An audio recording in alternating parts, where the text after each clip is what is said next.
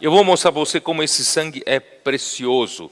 E com esse sangue precioso, Deus nos comprou para que, né, para nos resgatar daquela maneira fútil que nós vivíamos. Que maneira fútil? Aquela maneira vã, aquela maneira inútil, né?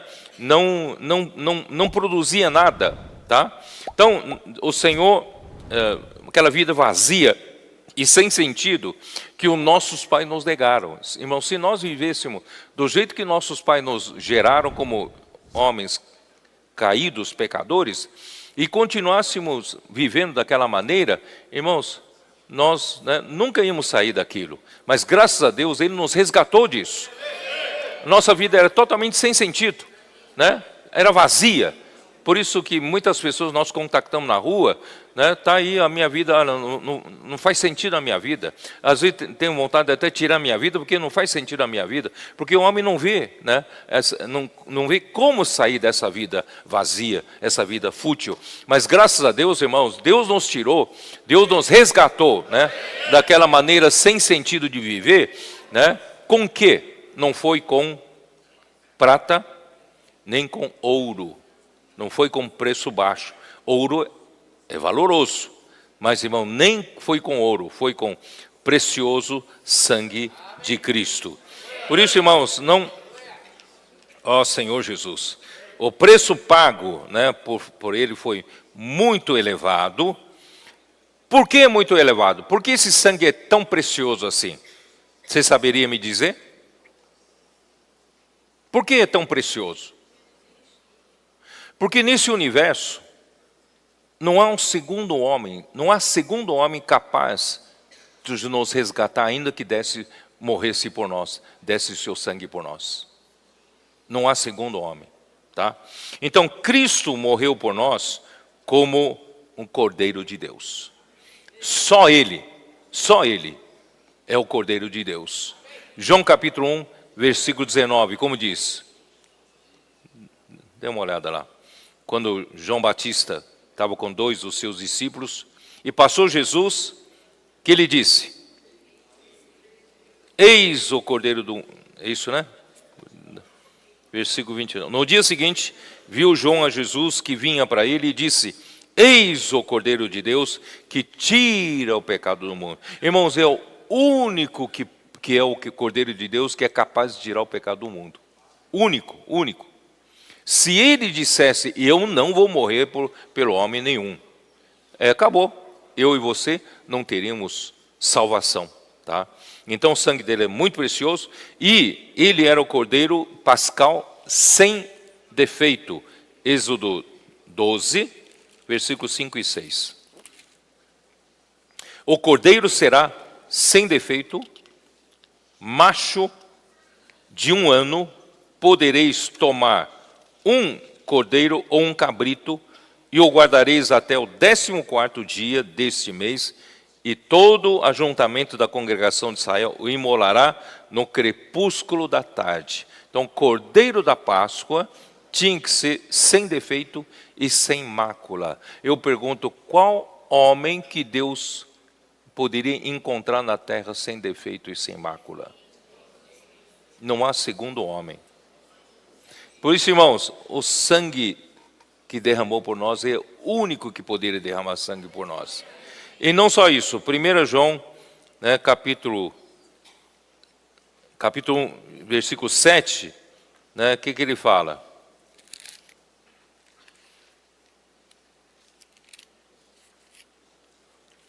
Eu não chamei atenção para isso, mas agora eu vou chamar atenção para isso. 1 João, capítulo 1, versículo 7, que diz assim: se porém andarmos na luz, como Ele está na luz, mantemos comunhão uns com os outros.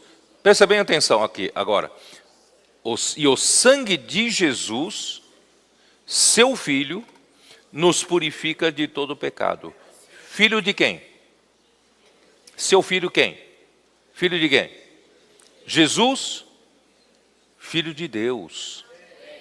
Irmão, só um que veio, que é Filho de Deus e se encarnou, se tornou esse Cordeiro de Deus para nos tirar o pecado.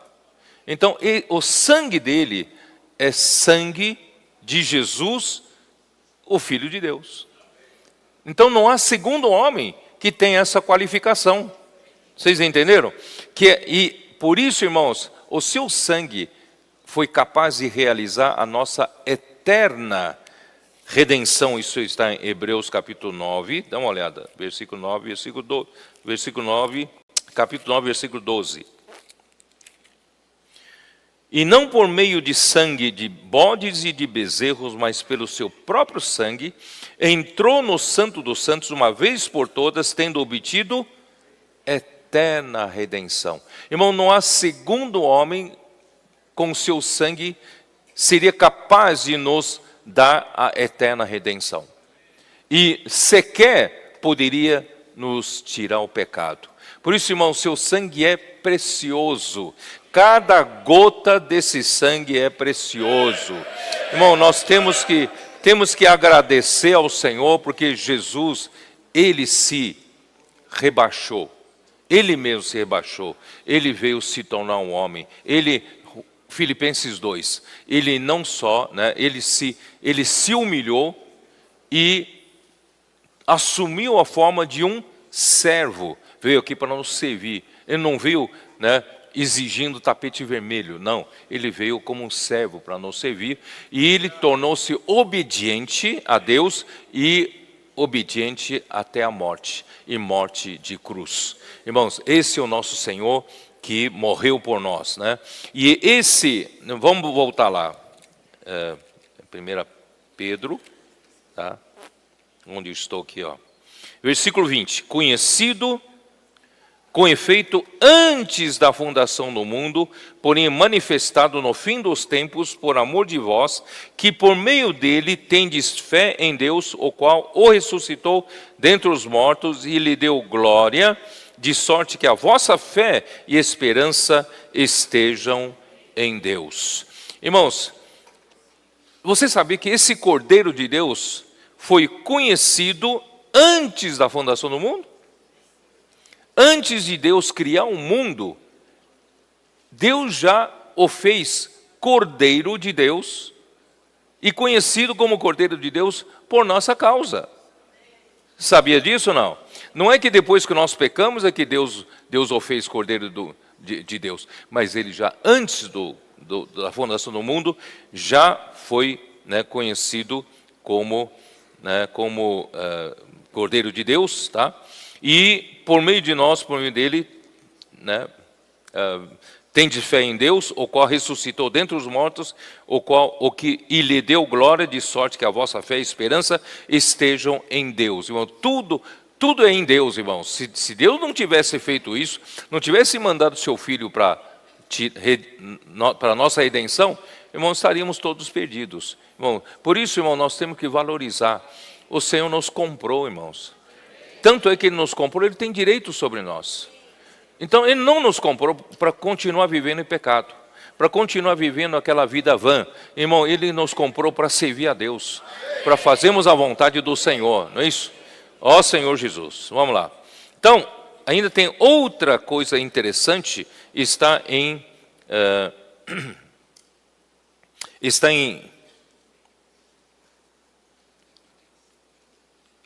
Apocalipse 13, 8. Dê uma olhada, Apocalipse 13, 8. Ele não só como Cordeiro de Deus foi conhecido antes da fundação do mundo, mas no versículo 8 diz assim: e adorá-lo-ão todos os que habitam sobre a terra, aqueles cujos nomes não foram escritos no livro da vida do Cordeiro que foi morto desde a fundação do mundo. Ué, aqui fala que o Cordeiro de Deus, Jesus, foi morto desde a fundação do mundo. Não foi morto no tempo que ele foi crucificado. Para Deus, ele já fora morto desde a fundação do mundo. Irmão, como é que pode acontecer isso? Como é que ele pode acontecer que Cristo, como Cordeiro de Deus, fora morto desde a fundação do mundo? Como pode acontecer isso? Porque Deus é um Deus que está fora do tempo. Isaías 57 fala o quê? Deus habita onde? Isaías 57, versículo 15. Como diz? É isso, né? Onde eu estou? Versículo 15 porque assim diz o alto, o sublime, que habita a eternidade. Tá? O qual tem o nome de santo. Habito no alto e santo lugar, mas habito também com contrito e abatido de espírito, para vivificar os abatidos e vivificar o coração dos contritos. Então, nosso Deus é um Deus que habita a eternidade. Quem habita a eternidade, ou quem habita na eternidade, não está sujeito ao tempo. Está fora do tempo. E quem está fora do tempo, ele pode entrar no tempo no instante que quiser. Não sei se vocês entenderam. Se Deus está na eternidade e o tempo aconteceu aqui, tá? Ele pode entrar em qualquer momento do tempo, entrar e sair no tempo, não é isso? Mesmo que não tenha no tempo ainda acontecido, ele já tem acesso. Ele tem acesso o dia de amanhã seu. Eles têm acesso ao seu coração daqui a um ano. Ele tem acesso. Entendeu? Então, nosso Deus, para ele, o Cordeiro de Deus já tinha sido morto desde a fundação do mundo. Por que Deus tem que considerar Cristo como morto desde a fundação do mundo? Por quê? Você sabe por quê? Porque senão não teria validade todos os sacrifícios de Israel do Antigo Testamento. Aquele animal que foi morto no dia, como cordeiro pascal, aquele cordeiro que foi morto, na verdade, só tinha eficácia o seu sangue, porque Cristo é o Cordeiro de Deus que foi morto desde a fundação do mundo. Senão não teria validade. Vocês estão me entendendo? Então, para Deus, esse cordeiro fora morto desde a fundação do mundo. Senhor Jesus. No fim dos tempos. O que são o fim dos tempos? Então, o mistério da vontade de Deus, que é fazer em Cristo encabeçar sobre todas as coisas, que os nossos adolescentes sabem. Efésios 1, 9 e 10, certo? E quando é que Deus vai conseguir fazer isso? Cristo ser o cabeça sobre todas as coisas. Está nesses versículos. Na dispensação da plenitude dos tempos. Não é isso? Ué, cadê os adolescentes? Vocês estão aí, né? Então, qual é o mistério da vontade de Deus? Deus quer fazer Cristo encabeçar sobre todas as coisas. Deus quer que Cristo governe, seja o cabeça sobre todas as coisas. Mas ele vai executar durante o quê? Durante o tempo. Durante a dispensação da plenitude dos tempos. O que é esse termo tão complicado? O tempo existe para Deus executar essa vontade. E o tempo já existiu há muito tempo. E nós estamos no tempo que está correndo, não é isso? Irmão, nós estamos quase no final dos tempos. Você sabia disso ou não? Já houve o Velho Testamento, já houve a geração da igreja no dia de Pentecostes, já se passaram mais 2000 anos da história da igreja. Irmãos, está na hora do Senhor voltar.